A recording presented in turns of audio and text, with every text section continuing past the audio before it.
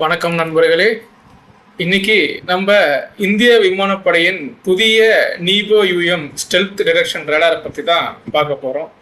சமீபத்தில் வாயு சக்தி 2026 ஒரு ரேடாரை நம்ம இந்திய விமானப்படை காட்சிப்படுத்துகிறாங்க. அது ரஷ்யாவுடைய நீபோ யூஎம் விஹெச்எஃப் லாங் ரேஞ்ச் ரேடார் என்று இப்போது தகவல் வெளியாகினது. இந்த ரேடார் குறிப்பாக stealth fighter, aircraft, cruise missile, ballistic missile மற்றும் ஹைப்பர்சானிக் மிசைல் ஆகியவை கண்டறிவதற்கு உதவுகிறது. சரி, இப்போது நம்ம உள்ள தலைப்புக்குள்ள டீப்பா செல்வோம். நிபோ யூஎம் என்றால் என்ன அப்படின்னு பார்க்கலாம். நிபோ யூஎம் என்றது very high frequency long range 3D surveillance radar. ஒரு ஞாபகம் வச்சுக்கோங்க, இது ஒரு ஃபயர் கண்ட்ரோல் ரேடார் கிடையாது. இது லாங் ரேஞ்ச் சர்வேலியன்ஸ் ரேடார். அதாவது 600 கிலோமீட்டர் இலக்கில் உள்ள க்ரூயிஸ் மிசைலையோ, பேலஸ்டிக் மிசைலையோ இல்லை ஹைப்பர்சானிக் மிசைலையோ கண்டறிந்து மற்ற ஃபயர் கண்ட்ரோல் ரேடார்களுக்கு தகவலை அனுப்பும் வல்லமை உடையது. அதுதான் இதை லாங் ரேஞ்ச் 3D சர்வேலன்ஸ் ரேடார்னு அப்படின்னு நம்ம சொல்கிறோம்.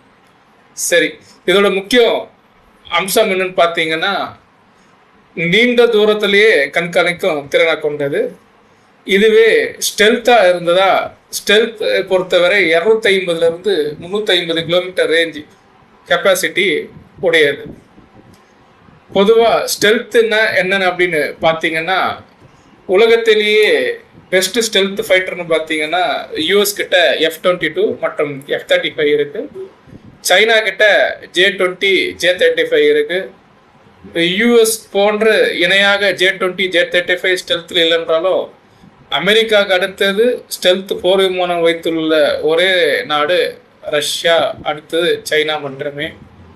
ஆனாலும் சைனா J-20 J-35 கம்பேர் பண்ணும்போது ரஷ்யாவோட Su-57 அதோட ஸ்டெல்த் ராடார் கான்செப்ஷன்ன்றது சற்று அதிகம் தான் சொல்லலாம். பொதுவாக ஸ்டெல்த் ஏர்கிராஃப்டை எப்படி கண்டுபிடிப்பாங்கன்னா, எக்ஸ்பேண்ட் ரேடார் அலைவரிசையை அது மேலே செலுத்துவாங்க. ஃபைட்டர்களும் இது போன்ற ரேடார் அமைப்பை சுலபமாக ஏமாற்றும் வகையில் அமைக்கப்பட்டிருக்கும். அதாவது அதில் ரேம் என்ற ரேடார் அப்சர்வன் மெட்டீரியலும் அதோட ஷேப்பும் ரேடார் அலைகளை குழப்புவது மாதிரியும் ஏமாற்றுவதுமாக அமைக்கப்பட்டிருக்கும். ஆனால் இந்த நிபோ யூஎம் என்பது ஒரு விஹெச்எஃப் 3D சர்வேலன்ஸ் ரேடார்னு சொல்லுவாங்க. Very high frequency. அதாவது இதோட ஃப்ரீக்வன்சி ரேஞ்சு பார்த்தீங்கன்னா 133 to 144 மெகாஹெர்ட்ஸ் மற்றும் 216 to 225 மெகாஹெர்ட்ஸ். இது ஒரு நீளமான ரேடியோ வேவ் லென்த் ஆகும். இந்த காரணமாக எப்பேற்பட்ட ஸ்டெல்த்தாக அந்த ஸ்டெல்த் விமானத்தோட ஃபுல் பொட்டன்ட்டை குறைச்சி இதனால் சுலபமாக கண்டுபிடிக்க முடியும். விமானத்தோட இருப்பிடத்தை முன்கூட்டியே கண்டறிய முடியும். நம்ம ஏற்கனவே சொல்லுவது போல ஒரு விஹெச்எஃப் ரேடார் எதிரி விமானத்தை சுட முடியுமான்னு கேட்டால் சுட முடியாது. காரணம், இது ஒரு எஃப்சிஆர் கிடையாது, அதாவது ஃபயர் கண்ட்ரோல் ரேடார் கிடையாது. இது ஒரு ஸ்டெல்த் டார்கெட் எங்கே இருக்குதுன்னு நம்மளுக்கு தெளிவாக காமிச்சு கொடுக்கும். அதன் பிறகு இந்த ரேடார் என்ன பண்ணனா, இங்கு ஒரு ஸ்டெல்த் டார்கெட் இருக்கிறதுன்னு மற்ற ரேடார்களுக்கு தகவல் கொடுப்பது தான் இதோட பிரைமரி வேலை.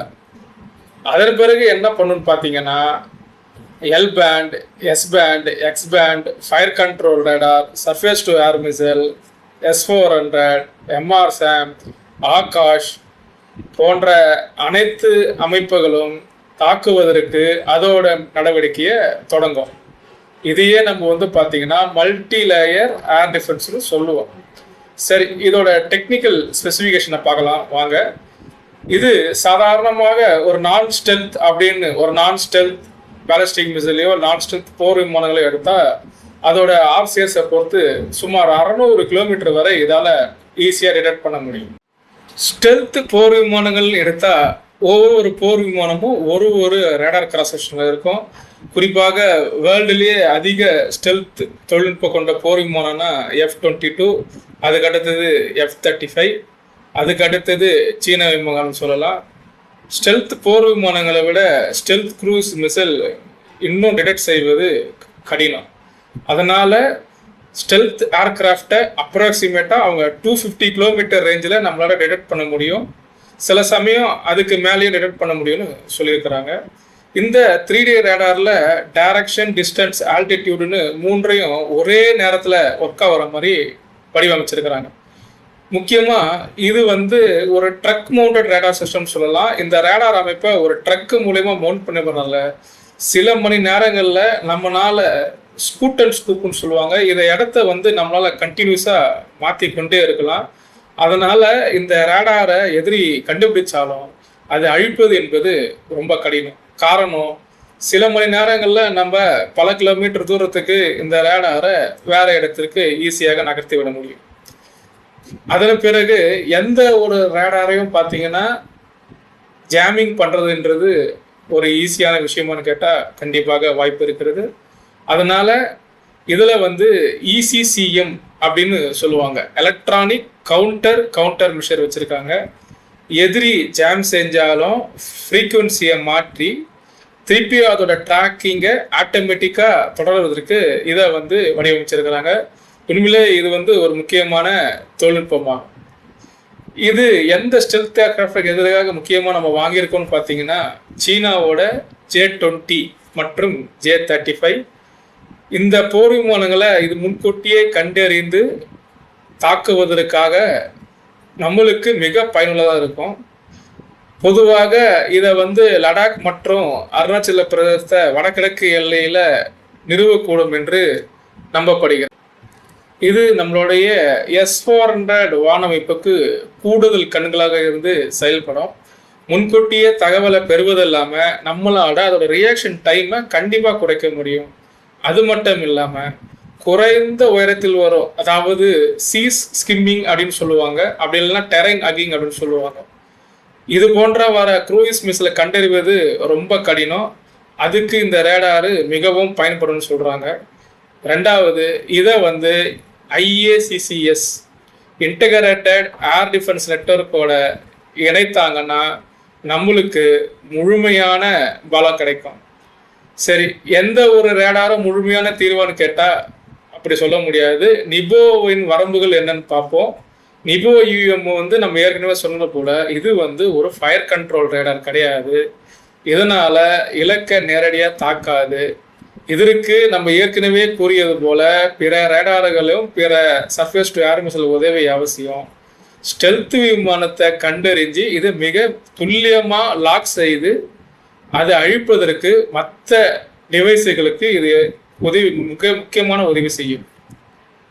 இப்போது இந்தியாவோட எதிர்காலத்தை பார்த்தோன்னா S-400 இருக்குது, நேத்ரா அவாக்ஸ் இருக்குது, இந்தியஸ் மவுண்டன் ரேடார் இருக்குது, விருப்பாக்ஷா AE ரேடார் இருக்குது, IACCS அப்படின்ற இன்டகிரேட்டட் கமாண்ட் சர்வீஸோட உருவாக்கிட்டு வரும்.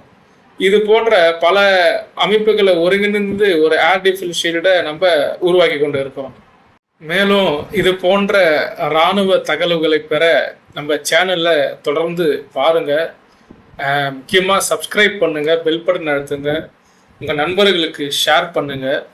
ஆதரவு கொடுத்தீங்கன்னா நாங்கள் சேனலில் இன்னும் நிறைய வீடியோ நம்மளால் போட முடியும். நன்றி, வணக்கம்.